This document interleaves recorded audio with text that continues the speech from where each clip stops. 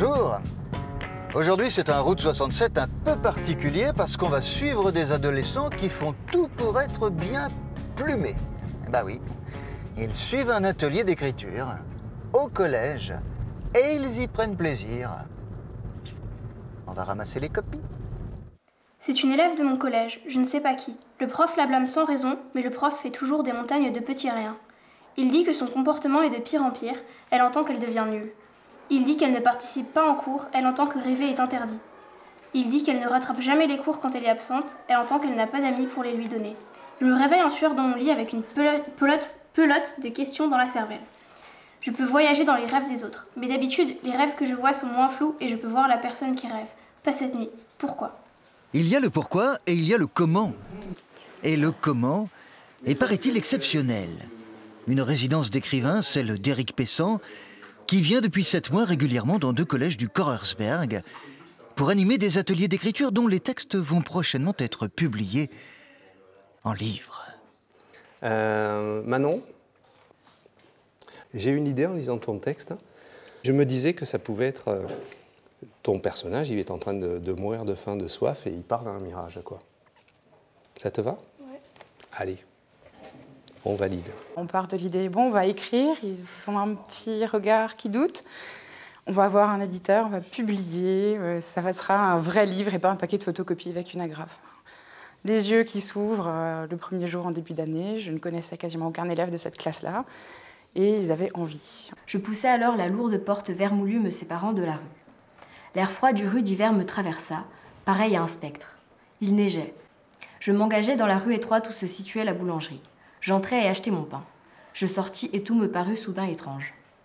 Plus de 60 nouvelles à l'arrivée, et même leur éditeur, Pierre Marchand, du Verger Éditeur, qui est venu leur expliquer comment il allait publier leur livre.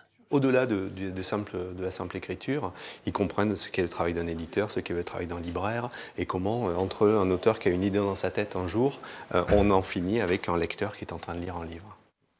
Une bonne expérience alors. Une très très belle expérience, ouais. Vraiment une très belle expérience et assez originale. J'avais jamais vécu ça, ces ateliers qui amènent à une publication, une vraie publication chez un vrai éditeur. Pour moi c'est une première et du coup c'est bien de faire des premières fois.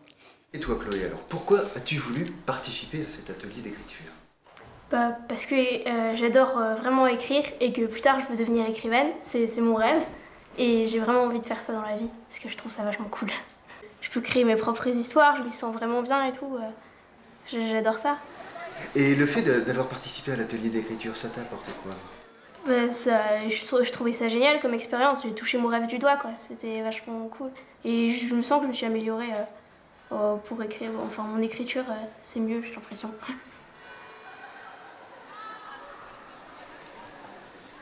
Romancier, dramaturge et poète, Éric Pessan travaille fréquemment avec des adolescents.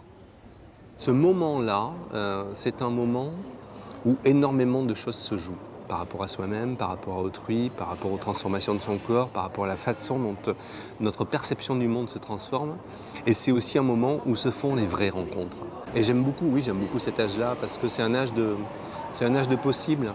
C'est l'association À Lire des libraires indépendants du Rhin qui est à l'origine de cette résidence dont la formule originale a tellement plu qu'elle pourrait bien être reproduite ailleurs. Environ 20 minutes après l'embarquement, nous décollons. Durant le trajet, je ne fais pas grand-chose. J'écoute de la musique, je lis un livre. Après seulement 1 heure de vol, nous ressentons des secousses. Les hôtesses nous disent de ne pas nous inquiéter, mais je ne peux m'en empêcher.